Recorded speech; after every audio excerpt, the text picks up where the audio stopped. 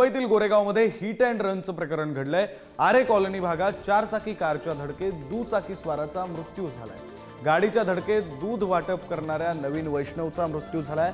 Goregaon hit and run प्रकरणी 3 जणांविरोधात गुन्हा देखील दाखल करण्यात आलाय। एका 17 वर्षीय मुलासह इक्बाल जिवानी आणि मोहम्मद जिवानी यांच्यावर गुन्हा दाखल करण्यात आलाय।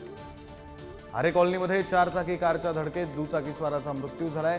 हिट अँड रनचं हे प्रकरण आहे, तर या प्रकरणात तिघांविरोधात गुन्हा दाखल करण्यात आला। दूध विक्री करणाऱ्या व्यक्तीचा या संपूर्ण घटनेमध्ये, या हिट अँड रनच्या प्रकरणामध्ये मृत्यू झालेला आहे।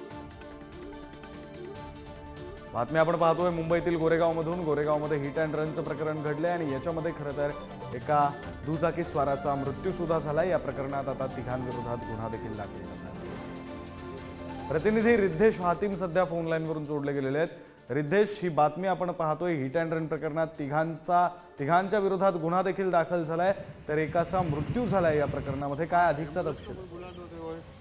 नक्कीच आपण पाहिलं तर मुंबईत आणखीन एक हिट अँड रन ची घटना समोर आली आहे, ज्यात गोरेगाव परिसरात भरधाव कारने दुचाकीला धडक दिल्याने एका 24 वर्षीय तरुणाचा मृत्यू झाला आहे।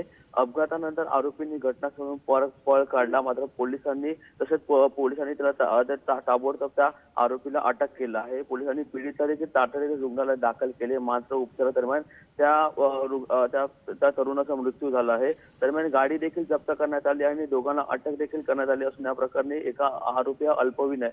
महत्वाचं म्हणजे आपण पाहिलं, पहाटे 4च्या सुमारास महिंद्रा स्कॉर्पिओने त्याला दुचाकीला धडक दिली। दुचाकीला धडक दिल्यानंतर त्या स्कॉर्पिओच्या एका विजेच्या खांबाला जाऊन धडकली, त्यात अल्पवयीन चालकाने घटनास्थळावरून पळ जाण्याचा प्रयत्न केला, परंतु जखमी तो तिथे झाला। तसेच मिळालेल्या माहितीनुसार या प्रकरणी आतापर्यंत एका 17 वर्षीय तरुणाला गाडीचे मालक इक्बाल जिवानी आणि त्याचा मुलगा मोहम्मद फाज इक्बाल जिवानी यांच्या विरोधात गुन्हा दाखल झाला आहे। आता या प्रकरणी सध्या तरी पोलिसांनी जो अल्पवयीन तरुण होता, हे जे सध्या तरी ह्याचा तपास करत आहे की हा मद्यपान करून गाडी चालवत होता की नाही, आणि त्या अनुषंगाने पुढील कारवाई ही आरे पोलिसांकडून केली जाणार आहे।